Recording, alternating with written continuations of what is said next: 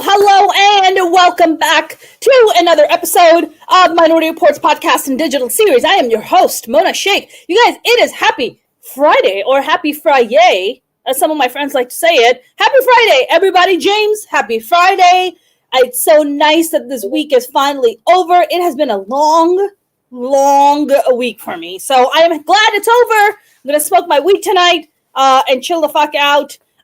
Very excited. Got my stash already yesterday, so I'm very excited. But what I'm really excited about is my guest today, because I watched her, and she's a fellow New Yorker. She is in New York, and she was kind enough to do this last minute for me, so I'm very grateful. She just shot a brand new movie in Staten Island called Eltingville. She's appeared on Showtime's Women of a Certain Age. She's been on Comedy Central. She's an OG. She's been around. Here's my very talented and funny friend, Vanessa Hollingshead. How are you? Hey, how you doing? Great to be here. Nice to see you. Thank you so much for doing this. I saw you shaking your head when I said I'm gonna smoke some weed after this, and you were like, "Yeah." You were smiling, and then you were like, "Yeah." Vanessa, never in my life have I spent so much money on drugs the way I have this pandemic. Holy shit! I do a joke. I thought of a joke. It's like with the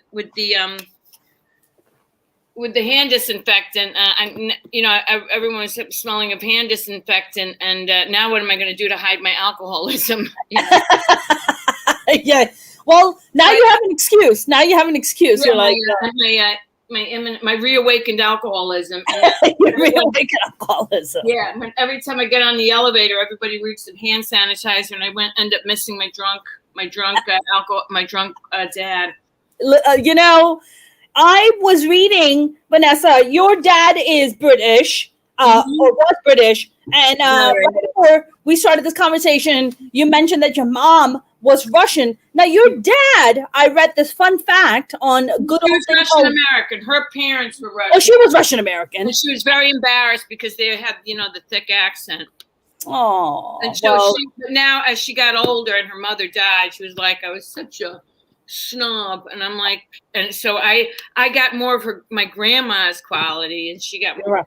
Yeah, but she grew up, Yeah.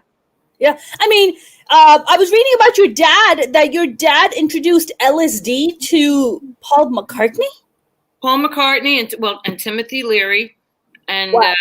Timothy Leary got all the credit. And my dad kind of got forgotten about, So yeah. I ended up working on a book, helping a writer, Andy Roberts. A book came out about him called The Divine Rascal. And I had done a one-person show all about him. And the one-person show, and I did it with my writing partner, and we're still writing partners 21 years later. Wow. Yeah, we've had a long friendship, and there's times we've stopped or we've gone our separate ways. She went to work on this, I went to work on that, but she became a yoga instructor. I mean, this woman is brilliant.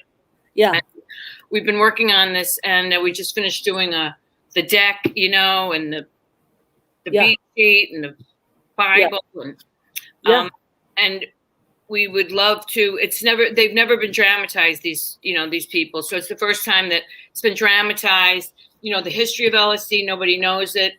Yeah. And that he, my dad did give it to Timothy Leary, and I accidentally took it at 5 when I was living at Millbrook Mansion with Timothy Leary and my dad. So that was, Wait, you took LSD by accident when you were 5? How does that happen? How does a 5-year-old have access to LSD? They used to put LSD. I think sometimes they'd put it into grapes and sugar cubes, because you would have a better. It was better. It would go into your system a little bit better. You wouldn't get so sick. And I loved sugar. I was a little sugar addict, and I was always hungry all the time because there was always like hippies around and drugs and pot and hash and alcohol, and I just ate a bunch of them. And then the next thing I know, I'm jumping on the trampoline, and I just remember seeing all these fluorescent worms, like just tons of fluorescent worms. And I remember, and I started screaming for my dad, and my dad's girlfriend grabbed me off the trampoline, and I came into the house, and the mansion, and I said, my nails are getting shorter. My nails are disappearing and pictures are ripping. And my dad was like, oh, God, she got into the LSD. So he drove me to Richard Alpert's little guest house, and he became Baba Ram Das. He ended up giving up all of that stuff and getting an Indian guru, and then becoming like a guru himself. Wow. Maharishi. And he said that Maharishi, he's so enlightened that he gave a little a big tab of acid to him, and it had no effect. Huh. Yeah, that's what happened. It had no effect on this guru. Wow. Because he was so enlightened, or he just had done so much LSD?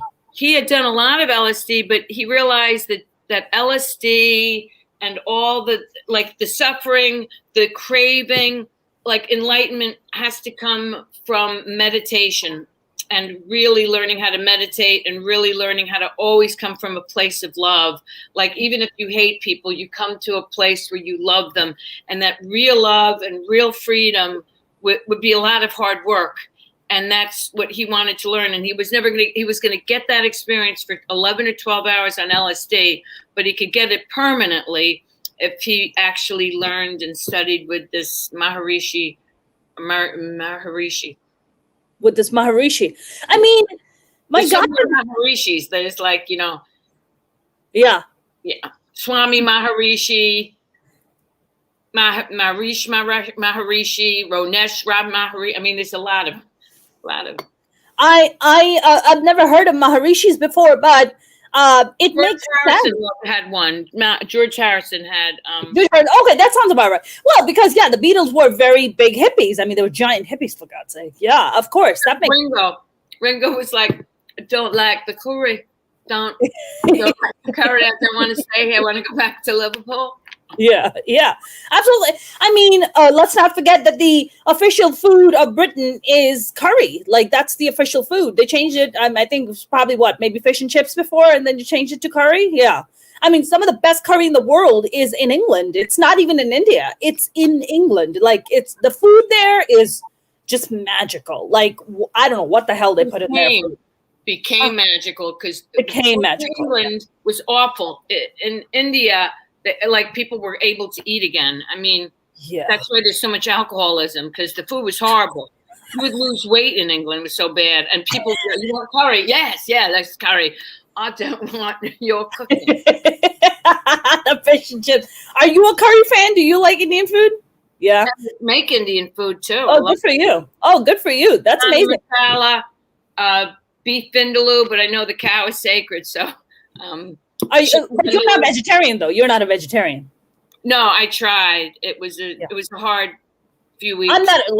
I'm a giant steak eater, so please, no. Are you Indian? Are you is your background Indian? Yeah, I am. My dad was Indian, my mom's Pakistani, and my grandfather was Persian. Wow. So I'm like, mom was Indian, your dad Pakistani. Dad Indian, mom Pakistani. And wasn't that like two star-crossed lovers? Like, Yeah, exactly. That's exactly what it is. They're two jaded lovers. That's exactly what they are. They're two in love. Yeah, they were one, and then one. India was like, I don't want to be with you, and Pakistan was like, I don't want to be with you either. And then they split up, and they're still fighting about it. So they're like this jaded couple. That's who they are. They love each other. But wasn't it like love is a strong word, Vanessa. If you're from Pakistan, they say, oh wow, you're from India. They're like, no, I'm from Pakistan. That's right. Pakistanis. You Pakistani? No, I'm from India. That's right. Because Advil and ibuprofen is so different. It's so different. Yeah, it's so stupid. It's quite ignorant, if you ask me. To me, Pakistanis are former Indians. Like, that's who we are. Like, we were all this one giant country. Bangladesh was part of India. Pakistan was part of India. I mean, it was this just massive country. And then we split up, and like, I don't like your curry. He's like, I don't like your curry either. And now they're like fighting. It's so stupid. Same people, exact same people. But Vanessa, I wanted to go back and ask you, like, when you, I mean, you started doing comedy, what, in the 90s?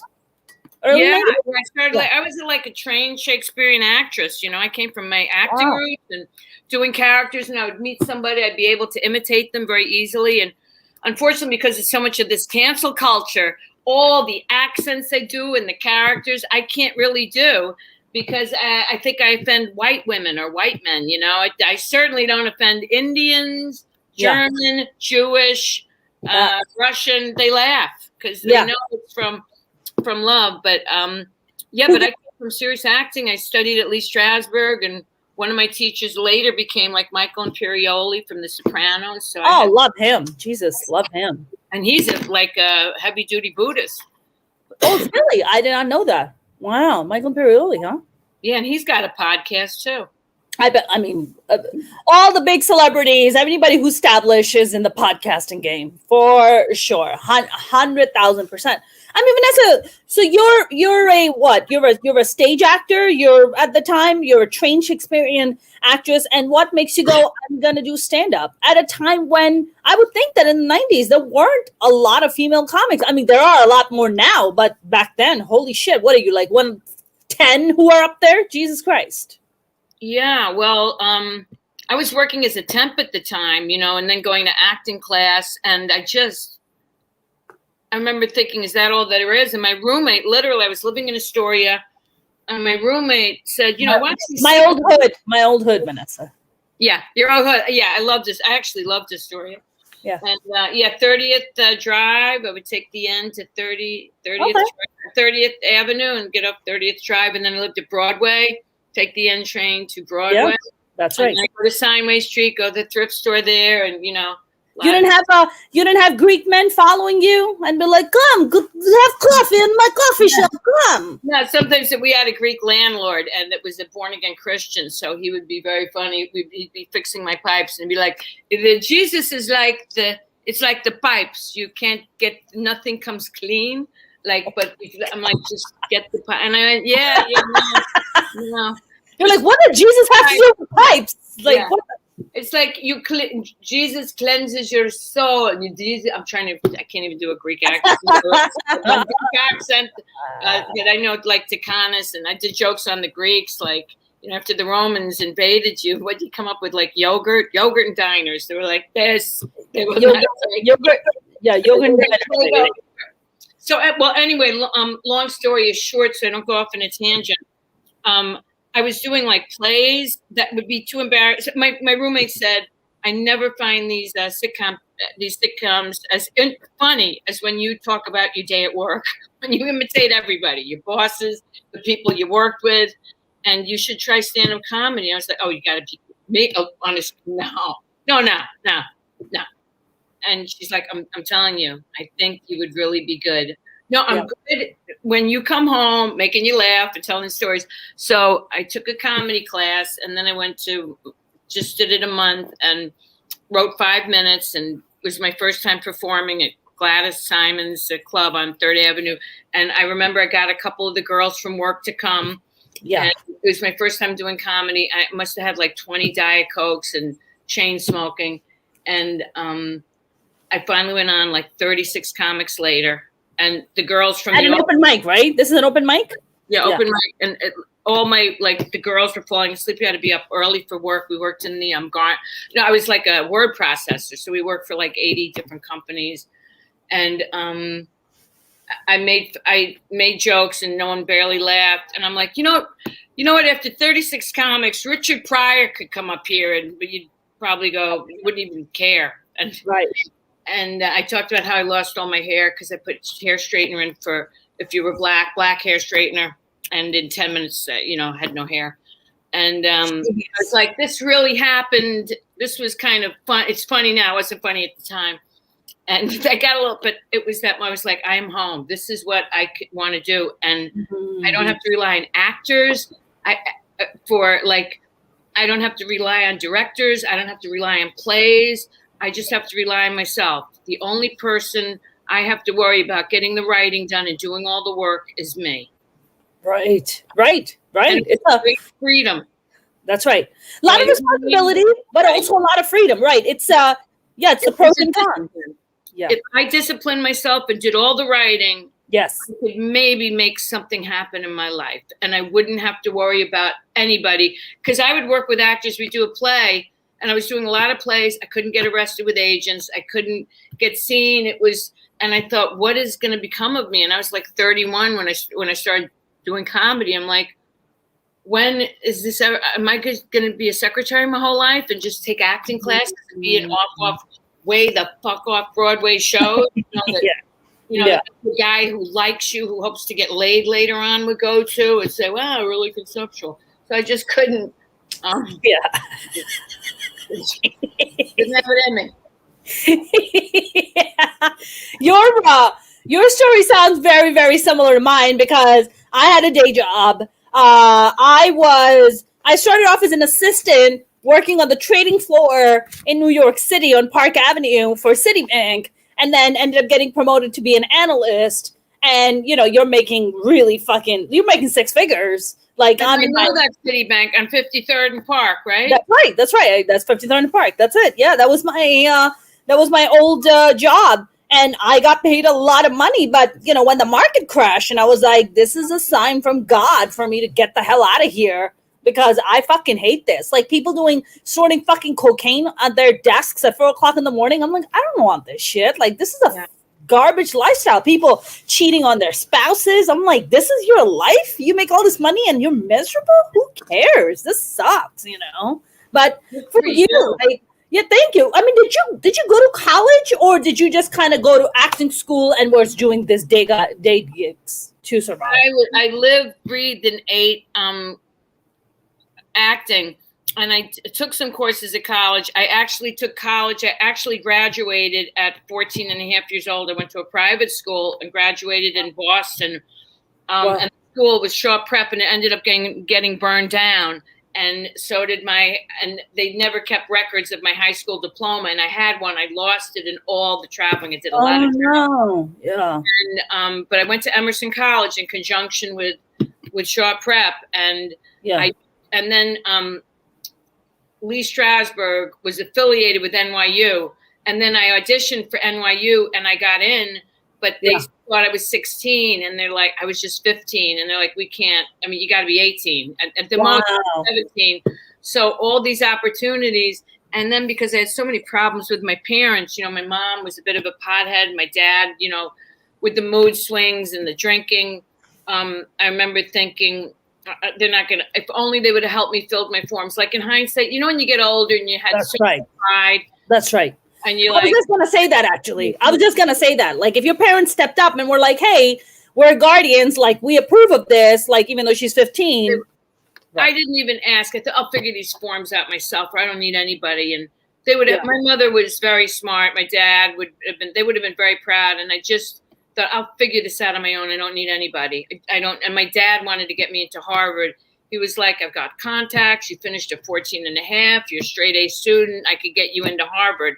Yeah. And I remember saying to him, I want to be an actress and I will make my own way, Dad. I don't need your help. And it was I wish I would have asked for his help, but I knew the emotional price tag would be too high. Mm-hmm. But I did it because I was so hurt that he left us so early, that he left me when I was like, 2, and we're back and forth a little bit. And he drank a lot, and my mother was, a little crazy. And sometimes I think she might have had a broken heart. I don't know what happened, but she kind of just changed her personality. But I was so angry at my dad.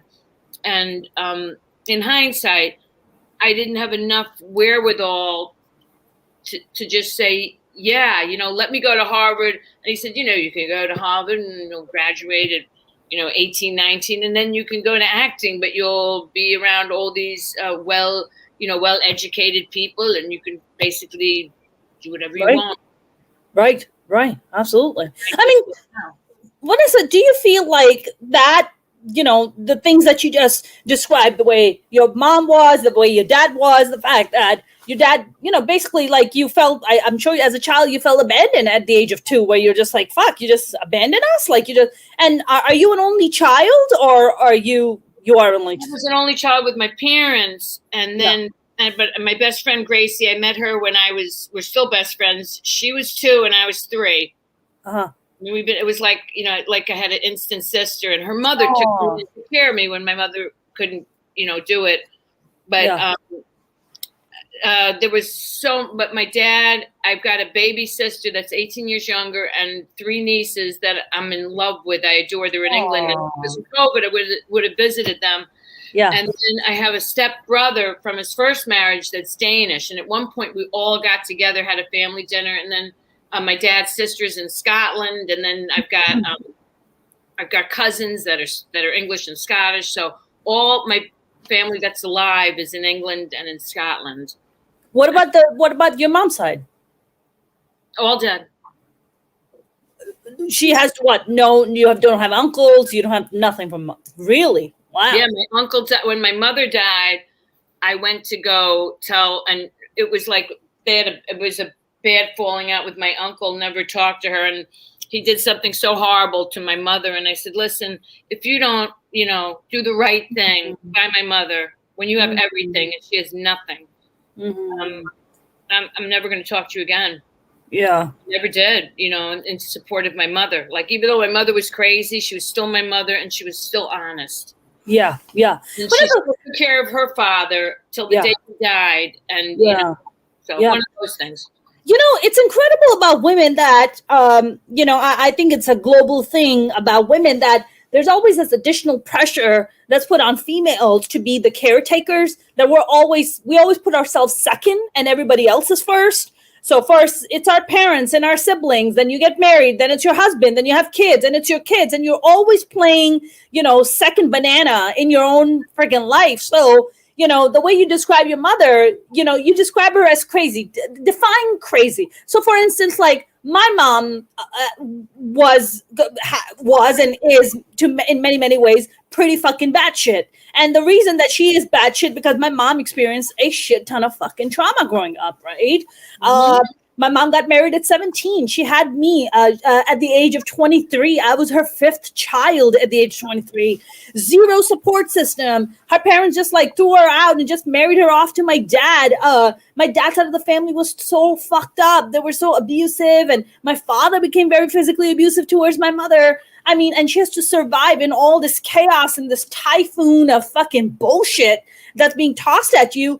Yeah, you're gonna get a little fucking crazy. You have no one to turn to. So, and of course, then I think she just also developed these really sociopathic, narcissistic, habits, which were very destructive, but we didn't have the language to describe that. So when you say crazy about your mother, describe crazy.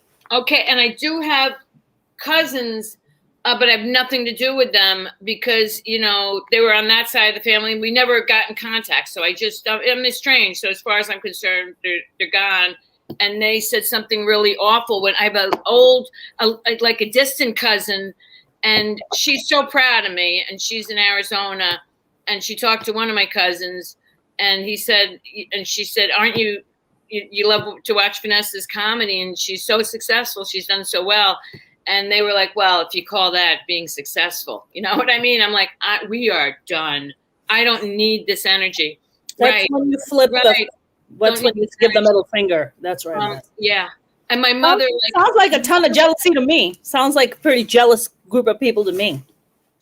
I don't even know what they're like, but they were just, and my mother, I think my uncle, her brother did something to her. I don't know what happened, but I think something happened because I found letters after she died.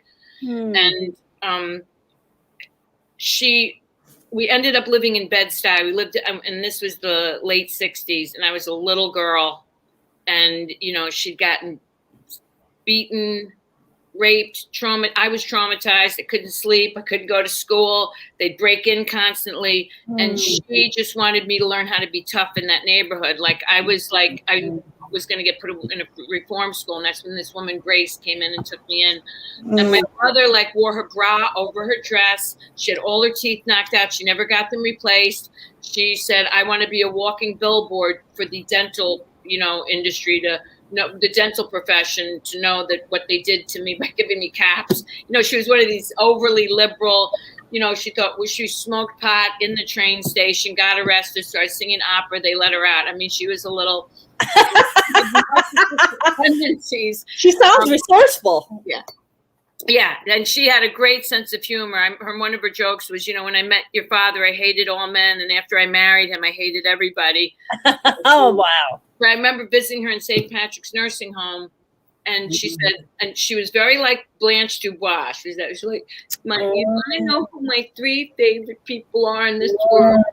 And I thought she was going to say like me 3 times, because I was up there 4 times a week getting her fruits or vegetables. She was a vegetarian. She goes, me, myself, and I. Those are my favorite friends. And the nun said, I don't mean to overhear stuff, but your daughter visits you a lot, and you were kind of bitchy to her. This is like one of the Carmelite nuns, said you were a little on the bitchy side to her, and you've got a very good daughter. And my mother called me back, hello, the nun said that I was a bitchy to you, so I'm sorry. What? Hung up the phone. Which is, by the way, Vanessa, she was like childlike. Yeah, but let's also put that in perspective. For people like your mother and my mother to even come to that place, to bring themselves to be like, I'm sorry, it's like this massive achievement. It's massive. I once told my mother, she was always negative, what an awful world. I'm so sorry you were even born to bring you in this shithole. Like, and I'd be like, Mom, I'm doing well. Oh, right, darling. How is your mimicking going? And I'm like, oh, my comedy career?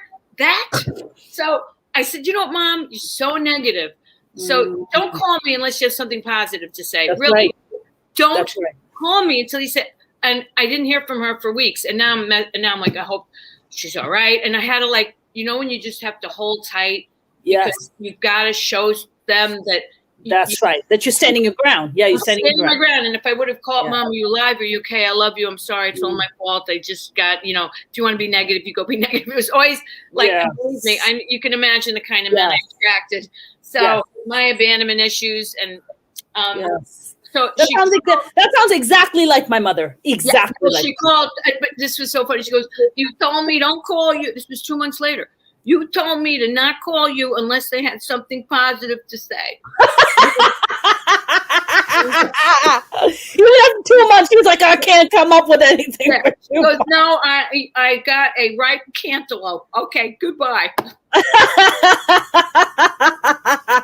then I called her back and I said, Mom, I love you. Thank you so much. It's like I won the little battle. Yeah. It's funny you brought up the reference of Blanche Dubois because that's exactly how I describe my mom. I've always depended on the kindness of strangers. That line that she says. Yeah. Do you remember that? Yeah. Oh, yeah. I've always depended on the kindness of my mom is an incredibly ambitious, smart woman. The reason that I'm sitting in the United States and having this conversation with you is thanks to my mother. We are the first family from our mom or dad's side to come to the West. No one in our family has ever ventured out, right? It was my mother who would stand in line at 5 o'clock in the morning in the U.S. Embassy in the middle of Pakistan to, for us to get visas to come to America. Not my father, my mother. 5 o'clock in the morning, a woman by herself in a line of all men standing there. I'm going to take my children to America. I'm going to give them a better life. That's my mother. That's amazing. That's amazing. And my mother told me to get on a waiting list. I live in Chelsea, which it must be my apartment. I got a 1-bedroom with a terrace. That's incredible. 3,500. I was on a waiting list for 17 years. Wow. And then my number came up and all it was, and my mother put me on this list. She goes, I know you love New York and, you can afford it. I ended up buying a co-op and every time. And then when she died, she never even visited me. I had her ashes. Like, okay, Mom, I want to show you. Here's my living room. Here's my bedroom. Here's my kitchen. Oh, I got some tomatoes. I know you like them.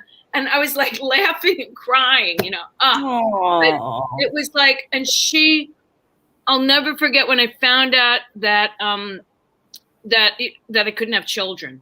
And the first person I called was my mother, that I just wasn't going to be able to have children. My husband has scleroderma.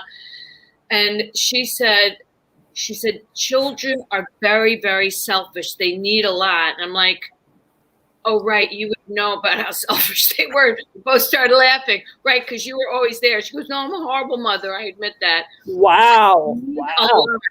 and she goes, and your heart is so big and you have so much love to give. So maybe God thought in his infinite wisdom that people love a lot and not worry about one. So yeah. And I'm like, how can this woman be so?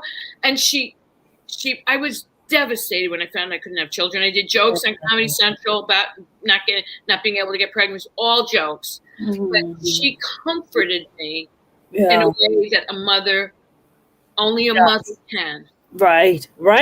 So she, of all the times when she wasn't there for you, for that one big moment, she came through. She put her bullshit aside and she was like, I gotta be here for my kid. Like, I gotta be here right now, which is, God rest her soul for doing that, right? Thank God. Your mother standing online, being an only woman in Pakistan back then. Yeah. Just standing online, they could have done anything to her. They could have thrown her off the line. They could have said no women. They could have, hurt her. Right. They could have grabbed her stuff. They could have done anything to her. 5 o'clock in the morning, it's dark. Dark. I was just gonna say that. It's dark. She's lights on, and there's a food truck. It's not like it's. That's right. It's not like, oh, you're gonna walk up to a cop and be like, this man. It's not like that. The cop would be like, he touched you, let me touch you too. It's like that. It's so fucked up. But honestly, like, I'm listening to you, and I'm listening to your mom, and I'm listening, and I'm comparing. Again, we're listening, talking about my mom, and honestly, as messed up as they were, and as messed up as my mom still is, they also gave birth to these incredible 2 women that are having this conversation and who are making waves. Well, you've already made tons of waves in stand-up comedy. I'm still up and coming and trying to, make a mark for myself, but. Honestly, Vanessa, I feel like they're alchemists. Like, they took like their old fucked up situation and then handed it off to us. And then we were like, okay, we'll be alchemists too. We'll take these fucked up situations and all this pain and all this trauma and churn it into some kind of comedy gold. Do you feel like as a stand-up comic, that pain has always driven you, to become an actress, to become a stand-up comic, to keep going even in the face of absolute adversity? Yeah. And I had a minister. She was like new agey, and she was amazing. And she said, you chose your parents to grow your spirit. Yes. So and when she said that, like, all the resentments I had, Mom, how could you do this? You chose your spirit, your parents, because it was to grow your soul and deal with whatever you needed to deal with, like finding courage, being able to help, being empathetic, being a survivor. Like with this COVID thing or with anything, like I told God, I said, you know what? Please don't let me lose my mind. I will help people for the rest of my life. Don't let me lose my ability to help. And I will be of help as I get older. Just let me keep my brain intact, and I will caretake whatever I have to do. But don't put me in a situation that I have to take care of that someone has to take care of me. I don't want that situation. And we become so strong. Like I'm listening to you, and you worked at the, on the Wall Street with a bunch of all guys, and all, macho guys that it doesn't stink, and they all coked up and probably making passes at you, and you're like, no, that's okay. No, I'd like to try something Indian. Exactly. I had this one guy. He had a foot fetish. He was from Ireland. He was very cute. Now I'll never forget his name. John Madden was his name. Could he get any more Irish? And he was a sweetheart, but he had a severe foot fetish. And every time he would come around me, especially during summer, he would just like not even look at me the entire time. He would just be like staring at my feet. And I was just like, I didn't know that was a thing. Like, I didn't know dudes were like into that. And more comics male comics have come forward and talked about it. Like Joe Coy talks about it. Russell Peter talks about how he has this severe foot fetish, but I didn't even know that was a thing. But Vanessa, when you're the reason why you have a foot fetish. That's why you have a foot fetish. Yeah, exactly. But here. Sorry, no, say that again. What were you saying about foot fetish? I know the reason what creates a foot fetish. What creates a foot fetish? When you were a little kid, your mother would be getting ready to go to work, and she would be putting her shoes on or getting ready to, and she'd be leaving you. So you were very little, and all you would see is these shoes, and it's actually abandonment. So you would feel love when you'd want her love. So you transferred that feeling of loss and love onto shoes, just like you meet people that remind you of your parents because they, and then you try and fix the heal yourself when they have some of the qualities that they have. That's how you get the foot fetish. You're blowing my mind right now. No one has ever been able to explain to me why people have foot fetish. I was like, it's just encoded in your DNA. Child crawling around, and the mother doesn't have time for them, and he just sees these shoes, and that creates the mother child, and then the mother child bond is very strong, and they can't bond, so they bond with the feet, with the shoes. Whoa, with the shoes. Sorry, did you have you spoken to a therapist about this, or No, I read about it. I was like, I'm one of these Google guys. Like, I have to know everything. I'm like you, yeah. I'm like you're like yeah. What people are like, why do you know that? I'm like, I don't know. I read it, or It was so interesting that it always stayed with me. Yeah, that's incredible. But you mentioned your husband had scleroderma, right? Derma. Did I say that right? Yeah. Right? What is scleroderma?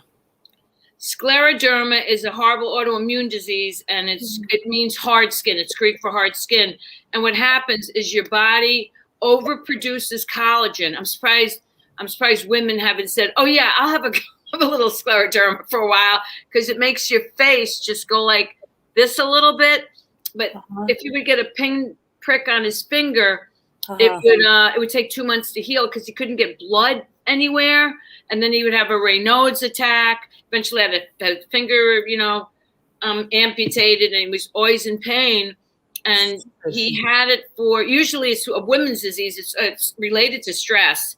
And he was the artistic director of the comic strip, so he had to, help discover Chris Rock and Adam Sandler, and the greats would be at the club. George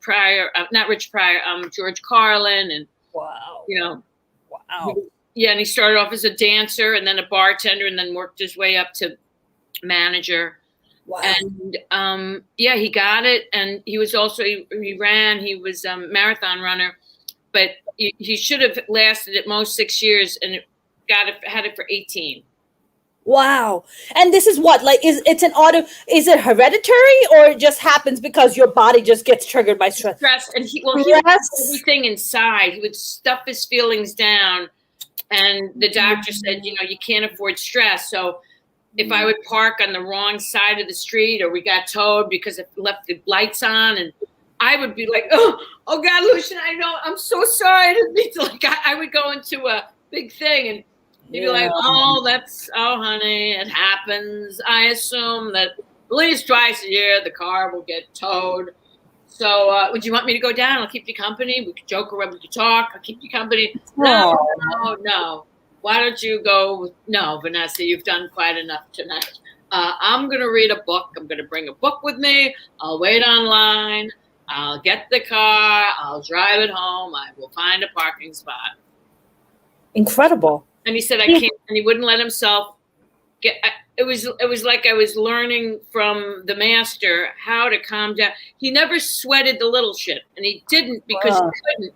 Because if he would get stressed, it would activate the scleroderma. Wow, the scleroderma would be like it was an autoimmune disease and stress related. Holy shit, Vanessa! You said he had it for 18 years. Yeah, 18 years. So does he constantly level out, and then it would get worse again, and then it would level out, and then and he was like on all kinds of pills and medications, and I used to find little gloves for him that he could then got gadgets that he could pull up his pants to turn a light on. I mean, and then it just got really bad. Then it got into his lungs, and his lungs got infected, and they started to get hard, and that's kind of what killed him. So his lung, it can go into, so it's not a skin disorder, it goes on the inside in your organs. Yeah, on the inside. Yeah, it hardens everything. And a lot of people get esophagus problems, or they get it and it could go in different places. I mean, it's just an awful disease. And I did a bunch of benefits for scleroderma, after he died for a few years, and they still haven't found a cure. And that's that. Wow. How long were you guys married for before he passed away? We were together for 10 years, but married for 14 months. Wow. And I'd gone to the Middle East to perform for the troops there. So I did one show. I was in Pakistan for a couple days and did one show for like one of not the prime minister, but, high up. And they said, it was like 180 degrees and we're all performing and, on our best behavior. Sounds about right. 180, that sounds about right. Yeah, it was very hot. Where in Pakistan were you? Do you remember? We were on an army base. Everything was an undisclosed location. I mean, if I knew the city, I don't know what city we were in. And then we were in Riyadh and then Afghanistan. I think Afghanistan. We were all over the Middle East. Yeah, performing all over. Vanessa, when your husband passes on, and which I can't even imagine must have been so incredibly devastating for you, what does that do for you? Does that, I mean, I can tell you're a very spiritual person. You've clearly done a lot of work on yourself for personal growth. Do you question God? Do you question faith? Do you question life? You're like, what the fuck? I went through this with my dad. I went through shit with my mother. I found a man I love, and then this shit happens. What the fuck? Yeah, I got very angry at God. Mm-hmm. Got very angry. And then I had a huge deal, too, that fell apart because I trusted this business after being in comedy. And Lucian, my husband, I got offered the Drew Carey show for $260,000 when I only had 2 years in the business. Wow. And they wanted to make me third lead on this Carsey Warner show. And Carsey Warner is very hot that time, like in 95, 96. I'd only been doing comedy for a couple of years, but working my ass off. And within 2 weeks, I had like 80 meetings and everyone wanted me. And I turned it down because Carsey Warner said, we'll make you third lead to play a cop. I mean, if anyone could play a cop, I could play a cop. Yeah. I mean, I look like a cop. It's like, yeah, okay, Mona, 1 second. I got a floater in the Hudson River. It's been very nice meeting you. We'll continue at a later date. I mean, that could be that. Yeah. So wait a minute. So you turned down the Drew Carey show for the Carson show? Is that it? At the Carsey Warner show, they were going to develop it. Steven Zahn got That Thing You Do with Tom Hanks, and he was supposed to be my love interest.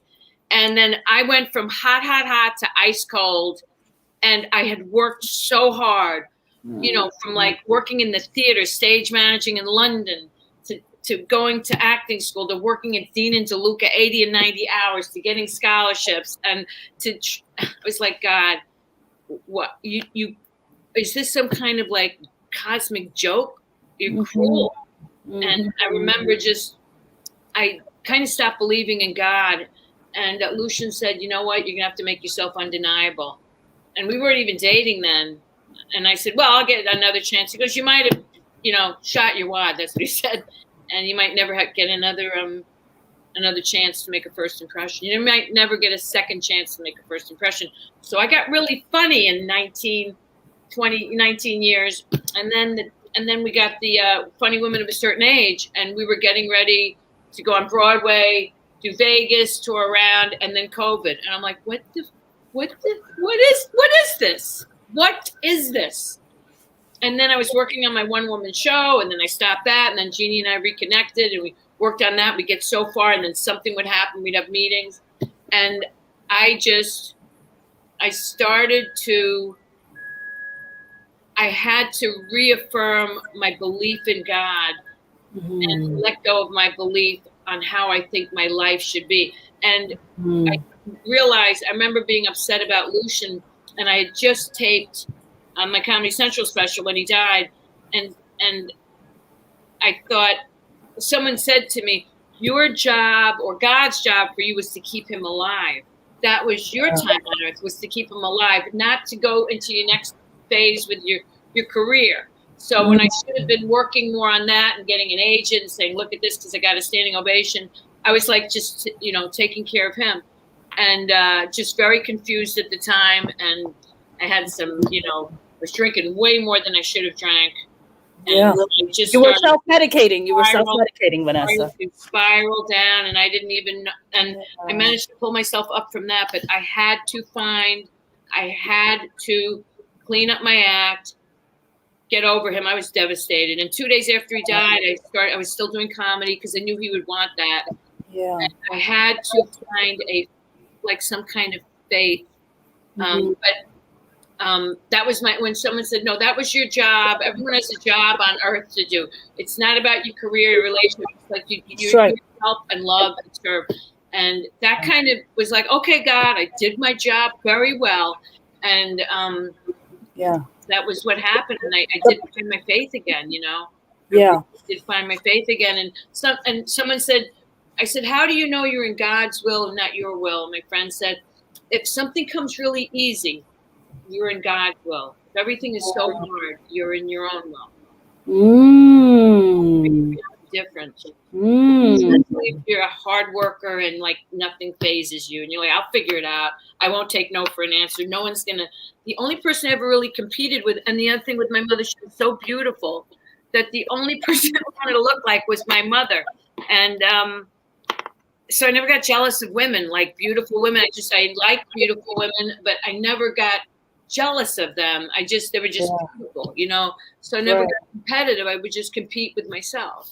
Yes. That's on to me too. A couple good things and redecorating. So I used to redecorate the apartment, but that's what I did. I did, and sometimes and my minister said, make God your best friend, make him your lover, make him the reason you go from the left to the right, and just make him really there. And I'm not a born again Christian or anything, but she said the difference between everybody and Jesus, who is a man, is Jesus asked God for everything. We are very selective, and he had a beautiful relationship.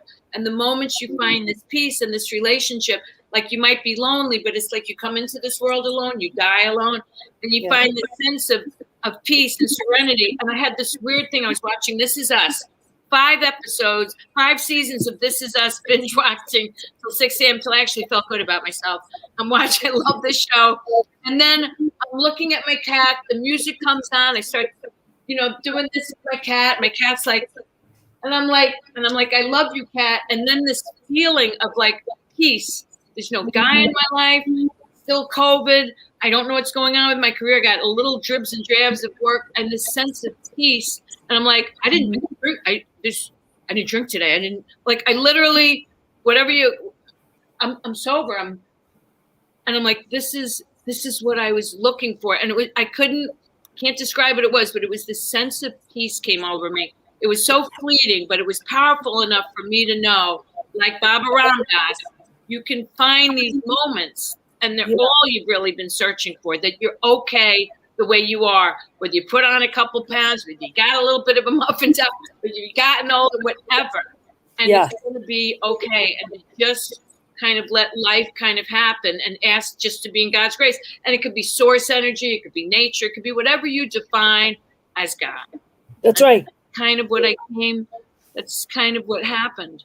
Vanessa, when you said a lot of really beautiful things, and thank you so much for sharing that. That was, I know it's hard to go back and revisit painful things and bring them up. So thank you so much for sharing that.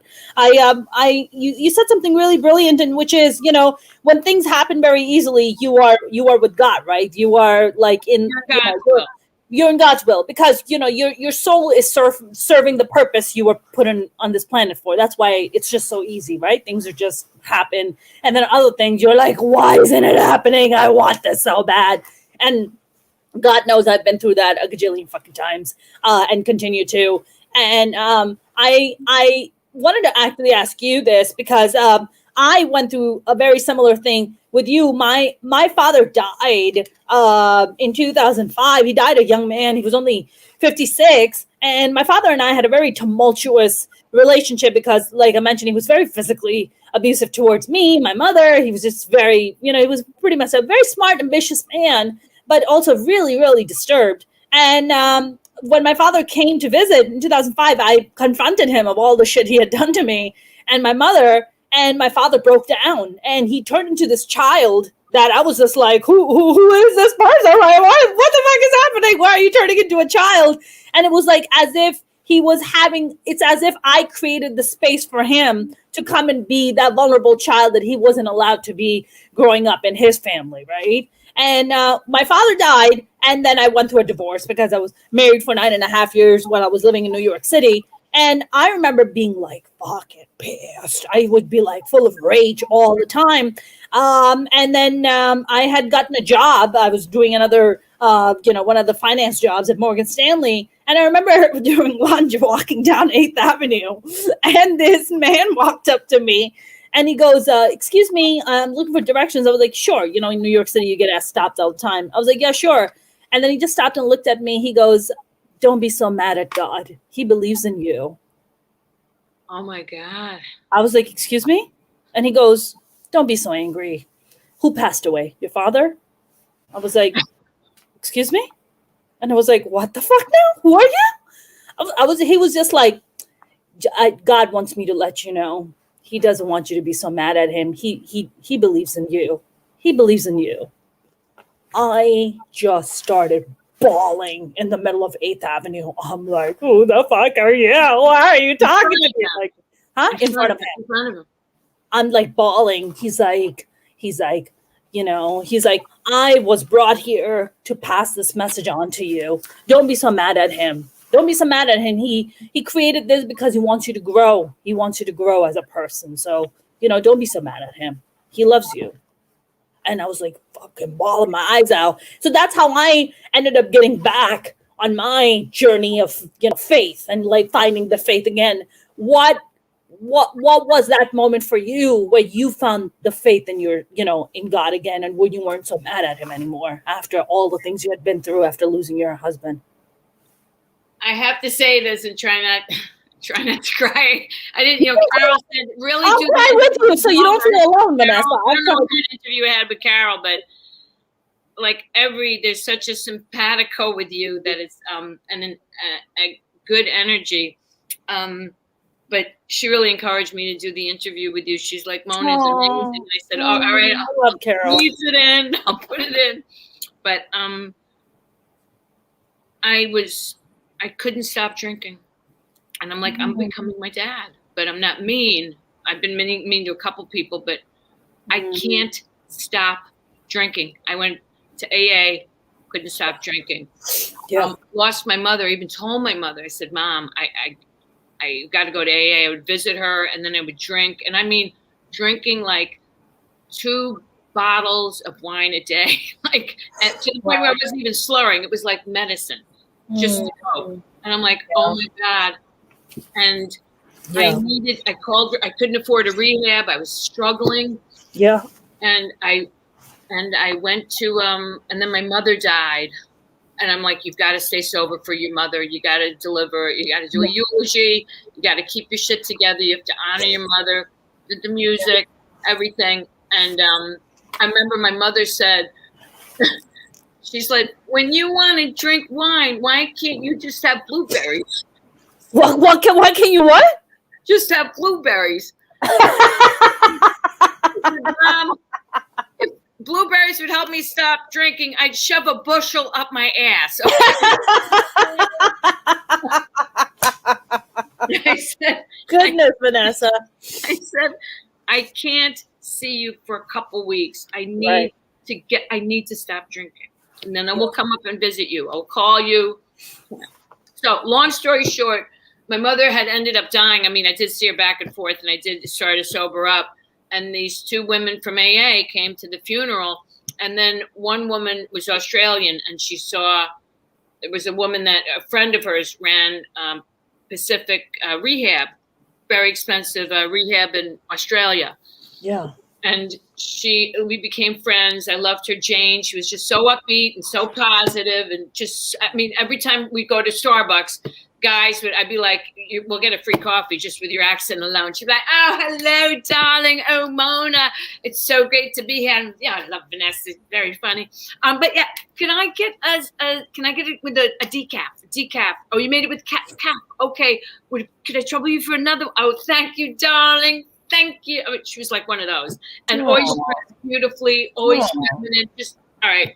So I end up, I'm still struggling. I'm in AA, still drinking. I'm going to meetings and drinking. Like I can't stop. I'm talking to God. I'm talking to Lucian. Well, Lucian, if you didn't think I was an alcoholic when you knew me, I've become one now, you know? Yeah. And like starting to pray to Bill Wilson. I'm like, all right, God, just take it away. Take the feeling away. I'm doing everything. I admit that. And I started praying to Bill Wilson. And also took LSD and Dr. Bob. I'm like, maybe you'll hear me. And then my friend said, are you sitting down? And she said, I just found out that they will, Lorraine, if you can just get your ticket to Australia, she's going to pay for your entire rehab. Wow. I knew I had nothing to do with that. I did nothing except ask God for help. Wow. And I went over, I got a $60,000 help in a rehab, and there I was walking along the beach. And I thought, are you there, God? And this huge wave like knocked me over. And I was like, I guess you are. I guess you are. And thank you. Thank you for this gift and my friends and the love. And I'm sober. And saved my life. So that was my chance. Vanessa, you have a book out, don't you? No. What? I can't write a book. I've written so much stuff. I like to write to perform. I don't like to write to write. I write for hours, but I love to share it. It's like I'm not. I've been told to write a book, but I'm working on a series. I'm working on a series based on your life. Based on my life, but based on kind of my dad and my mom's life, how they met, Leary, Baba Ramdas, and then slowly my life it enters how my dad and I become one. You know, we become the same person. I did everything to not become like my father, only to become like my father, you know. Shit, Vanessa. I always say that I'm my father's daughter every time. I am just like my dad, just like him.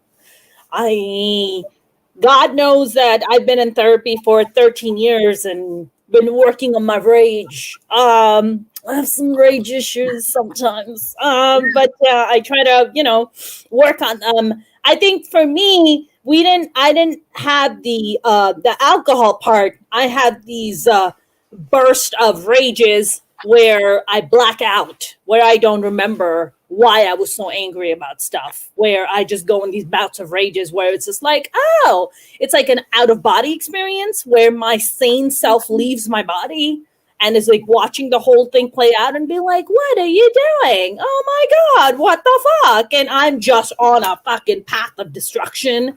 And I've been really working on that part of myself to just not allow myself to be to those, really fix those triggers, right? If we can fix the triggers, then we can curtail the demon. But my God, I guess, it's like that saying, that quote that Robin Williams would say, it's like, be kind to people. Everybody's fighting a battle in their own way. Everybody's fighting. I'm paraphrasing something which is so true, right? Like, when I saw your set on Women of a Certain Age, first of all, I just loved it. And when I watched you and now I'm talking to you, like, I would never really put this person together with that person, right? Because that person is fucking hysterical on stage. And then there's this person who's experienced so much pain and tragedy and loss over and over again, and become this amazing, incredible alchemist and this incredible spiritual being, that's out there like spreading love and joy to the rest of the world. And it's like, I feel like you are like the prime example of that quote by Robin Williams, right? Because you've been fighting all these battles, and yet when you step up on stage, you just put all that shit aside and you're just like, we're here to fucking work, and I'm gonna kill this, Yeah. I know I want to be respectful of your time. We're gonna wrap up. What projects? I know you said you just shot a movie called Elton. I'm telling you. Yeah. I don't know when it's gonna come out. We just shot it yesterday, so probably not for a few months. But one of my greatest joys through all of this thing about giving, giving and just being confused. And I have many days where I question God, but I always have a sense that he's around. And I looked everywhere for just this good feeling, but I always believed in him. I always believed in him. And my mom would have a picture of Jesus in her, like, room where she would do dancing. And I remember painting a yellow hat on him and putting him like on the floor and, to make him like a little, like I had a friend around, because it was always, God knows what was going to happen. But, I was so devastated with this. I realized how much my self-esteem I based on my comedy, my approval. I needed, couldn't get it from within. I never was able to. So for all this alchemy and wanting to give and it was so hard. I had moments of it. But when I started teaching comedy to comedians, there was so much joy. I did it for the sake of getting them funny. And I had so much joy teaching. And it was about giving. And that's kind of, and my therapist said, you know what, when you talk about your show, your eyes light up, when you were dating that guy that didn't work out, narc guy. Narcissist. Talk about your students, your eyes light up. Oh, so are you still teaching comedy classes? Yeah, I went from 8 students to 36, and we just had the whole thing. Yeah, and now I'm back to, I've got 2 sold out classes now. Good for you. Are these are Zoom classes during the pandemic, I'm thinking? Yes. Yeah, and I offer like stand-up comedy, type 5, and then crowd work, and then hosting crowd work and heckling to just equip people. And then I take all the experience I have, or all the punch-ups that I can do, and I just pass all that information to everybody, because I've had like 30 years being a comic, and it was like, I don't want to, some people are like, don't give your secrets away, and I'm like, no, give your secrets away. Yeah. Probably the biggest lesson I learned, that if you say something mean on stage, I'll give you a little secret. You might know it. If you say something mean on stage, you say it with a smile, you will get away with it a lot more. That's right. You'll know. Yeah, you know who's the king of that? Who does that really well and does it every time? Bill Burr. He does a really good job at it. He's always he's just like laughing or that. Yeah, exactly. Because he does this whole bit about Steve Jobs. He's like, yeah, nerd god, and then he smiles, and it's like, because he can see the room just like pulling back. Right. And he's doing it with a smile. He does it really well. Chris Rock does a really good job with the smile and saying the mean thing. Vanessa, where can people follow you, and where can they take your comedy classes if they want to? They can contact Heather Lehrman at SOS Comedy. Okay. Is it soscomedy.com? soscomedy.com, yeah. And Heather Lehrman, Lehrman.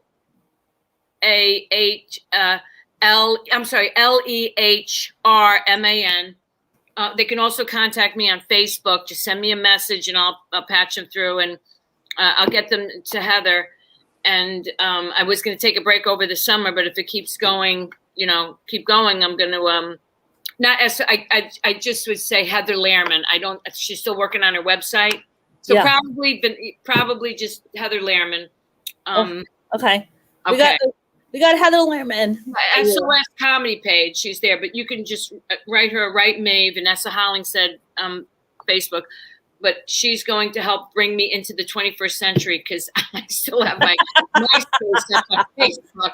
I mean, this is an embarrassment. And I always reflect and I go, I'm a writer, I'm creative, I don't know how to, Vanessa, don't even get me started on Facebook. I've been I was calling this bullshit out on Facebook, and then Facebook banned me for 30 days because I said something that they felt that, and I'm like, what did you say? And they banned you? They banned me for 30 days, yeah. Can you say it, or would you prefer not to say it in case they like? Probably they end up banning it. There was a lady that was in Vegas, I believe, in Nevada, and she was attacking this Native American lady and telling her to go back where she came from. And she was like, I'm Native American. Like, I am the American. Everybody else is immigrants. Like, so she was like, forget about me. I'm a Native American. Where are you from? Like, what are you telling me? Like, why are you running your mouth like this? This is so ridiculous. And then she got up to this poor woman's face and touched her. So the lady turned around and slapped her in the face, which is absolutely not right, because she was like, why are you putting your hands on me? I didn't do anything to you. Like, what is your problem? And I called this woman who, the crazy lady, I called her a cum dumpster. And then Facebook was like, that is considered bullying. And I was like, that is not bullying. That is a name. That is a name calling. That is not bullying. And then they banned me for 30 days. Can you believe this shit? And they found it. They found you. Yeah, they were like, this word has come up, and I'm like, fuck you, Facebook. You had fucking Trump on for fucking 4 years running his bullshit ass ad campaigns. You didn't have a problem with that because you were getting big money for it, and I'm the fucking problem. Get the fuck out of here, seriously. Get the fuck out of here. Did you say that to them too? Did you add that when they banned you? Or you just I did. When I wrote them a comment, I was like, get the fuck out of here. You guys are full of shit, And I was like, fuck you, Facebook. You're going to eventually erode anyway. Twitch and all this shit I'm streaming on Light now is the future anyway. So who cares? And that was that. And hopefully I'm not going to. Twitch. It's called Twitch. Just help me out here. I don't even know. Yes, it's called Twitch. It's actually a lot of comedians are using it. But a lot of gamers use it. A lot of gamers. So you can bring on all these friends and all these people watch you play video games. That is not my world. But comedy, a lot of comedians have been doing Twitch. So yeah, maybe you can tell Heather to get you up on Twitch. That's another really good platform to get on. Yeah, I didn't even know that. Yeah. I didn't even know that. So yeah, I got banned from Facebook too from making friends. But I just working with so many performing for Republicans and Democrats. It doesn't serve me to say anything pro or against. I just say I hate Jeff Bezos. That seems to do well. But everybody's like he's like my Switzerland. Yeah, right. It's like, pay your taxes, damn it. Pay it. I know. And Facebook just pay. Then that usually. Yeah, no. Republicans and Democrats will agree. Yeah. Pay but if he decided to buy my special because he owns Amazon, I'd be like. Yeah. All right, I'm going to let it go. We'll let that go. Okay, not a bad guy. We'll see you eat your Satan with that smile, Yes. That fucking Lex Luthor look you got going on there trying to take over the world. Yeah, that whole look. That smile on Facebook, like, is it going to be the flag? Is it going to be the future? I just feel like all corporations are taking over this globalization. That's what frightens me, and that we've sold our democracy to corporations, and that needs to be addressed from the inside out. Yep. That's what really troubles me. It doesn't matter if you're Republican or Democrat. It's like, it doesn't matter. That's right. Don't have a fight about this crap. Go ahead. That's right. I mean, at the end of the day, really, if you look at what happened to the small mom and pop shops during the pandemic, I mean, there are millions of small businesses that went out of business, and guess who picked them up? Big corporations. They came and absorbed all their customers. So now those corporations just got even bigger. I mean, my God, Jeff Bezos, like what? How many more trillions of dollars did he put away in his pocket? I know, and he won't let his workers unionize. Like, give him a union. That's right. He's not gonna let do that, Vanessa. Come on. He's not gonna. He has to pay for plastic surgery for his girlfriend who looks like a clown. Have you seen her? Jesus Christ. Wow. No. Wow, that is bad plastic surgery. Holy shit. That is just and really it's not even about money with these people. It's power and accumulation. It's more like, it's insanity to me. Yeah. I'd never want that amount of money because I think it'd make you crazy and you couldn't trust anyone. That's right. It's like, what are you going to take it to the grave with you? Yeah, give it away. Jeff, go give it away. Just give it away. And you still, let me start. That is my, talk about a pet peeve. Yeah, that's it. Well, maybe next time we can bring you on, we can just take a giant shit on Jeff Bezos together. Maybe we can do that next time. He has an algorithm, and we get like you're not going to be getting in your packages in 24 hours. Sorry. You're gonna get some strange white powder in your packages every time you order. Go to some mom and pop shops and go have them send something from China, and It's funny because I ordered something from China and they emailed me and they said it's going to take 15 to 20 days to get your parcel. I was like, that's fine. I will wait. It's fine. I'll support small business, Yeah. Vanessa, this was such a wonderful conversation. Thank you so much for doing this. Oh, it was my pleasure. It was my absolute pleasure. Oh, thank you. Thank you. Well, I'm planning on being in New York this year, so when I do, I would love to meet up with you. Oh my God! When are you planning on coming? Are you going to see Carol? I would love to see you guys. I would love to see Carol. I would love to see you. What are the comedians you want to see when you plan on coming, or just friends, or just like to come back to the? I think it's probably just coming in there, and I know that a lot of the comedy clubs are opening back up, right? Like so much stuff is open. And LA's like that too. A lot of stuff here is opening back up because our governor just said that come June 15th, they're trying to remove a mask mandate, so that's really going to open things up. So, but I know Governor Cuomo, being a woman now, and you're just a beautiful, intelligent, funny woman, which you are. I mean, I'm like, God, I'm looking at myself. I'm like, God, I thought I looked good for my age. She's fucking stunning looking. Oh my God, what are you talking about? You're beautiful. I mean, you're absolutely beautiful. So I was thinking, had a poor mother online. She must have been beautiful too. And poor mom. Like I end up thinking about her online. I'm gonna give my kids a better life. So, yeah, standing in line. Yeah, standing in line. And probably looking very pretty and scared. Maybe she was tough. She's like, do not. She's like walking around with the red pepper in her purse just to throw it in people's eyes. Acid. She has some acid. That's her pepper spray. Oh yeah. That it would be good for who you are. Just get spots just because you're Indian, Pakistan American. The way you look, you do your comedy and just go have a good time. And you would be put on before they would put like say a white guy on. Yeah. Well, it's opened up a lot more for women, especially women. Yeah, I want us to go before any dude. Period. Let me just say that, Vanessa. Let me just say that. But yes, I would totally love to meet up with you. But thank you so very much for this, and I will definitely talk to you soon. So thank you again. Okay. Thank you. Take care. Take care, Vanessa. Bye.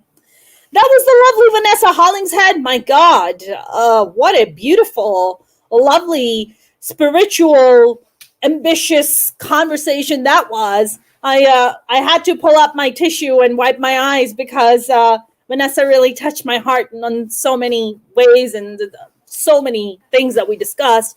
You guys, if you have not subscribed to my YouTube channel, please do. You can go to youtube.com/Mona Shaikh and the word comedian, same name on Facebook and same name on TikTok. And you can follow me on Instagram and Twitter at Mona's Comedy. Tim is here. Hiya, Tim. Love you, Mona. Love you, too. And he said, Mona, stop in Delaware. Would love to meet you. I would love to do that as well, Tim. Thank you very much, you guys. Have a great evening and a great weekend. I'm going to go smoke some weed. Good night. Stay safe out there. Please put your masks on until this shit is over.